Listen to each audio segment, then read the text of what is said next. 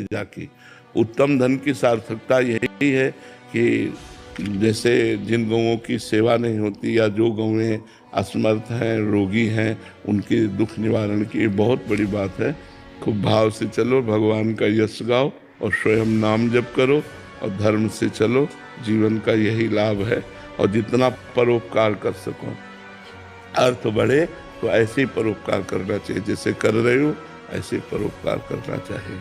बहुत सुंदर। आपकी कृपा बनी रहे बाबा। हाँ बिल्कुल, भगवान की जिस पर कृपा होती है ना, तो सब कृपा उन्हीं की कृपा से। जा पर कृपा राम की होई, ता पर कृपा करे।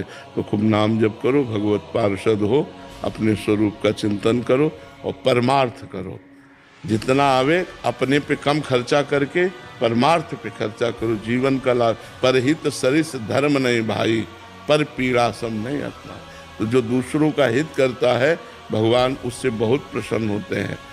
जटायु जी से कह रहे हैं, मेरी कृपा से तुम परम पद प्राप्त नहीं कर रहे, हे तात अपनी करनी से तुम परम पद प्राप्त कर रहे हो। तुमने जो सिया जी की रक्षा रूपी करनी की, उससे परम पद प्राप्त कर रहे हो। तो जो दूसरों की रक्षा, दूसरों को सुख देना और दूसरों का उपकार करना, ये जो भावनाएं भगवान को बहुत प्रसन्न करती है।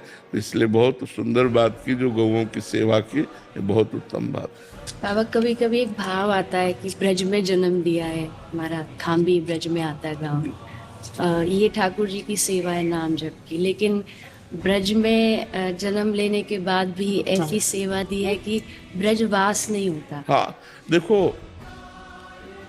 अगर हम ब्रजेंद्र नंदन के आश्रित हैं और ब्रज किशोरी के चरणों का चिंतन करते हैं और हमें ये सेवा मिले कि हम जा जा करके समाज के सोए हुए लोगों को जगाकर नाम रूप लीला धाम में लगाएं, तो हमें इस बात की पश्चाताप नहीं होना चाहिए कि हमें धाम वास नहीं मिल रहा, ब्रज 84 कोष में वास नहीं मिल रहा। हम उनकी सेवा में ही तत्पर हैं।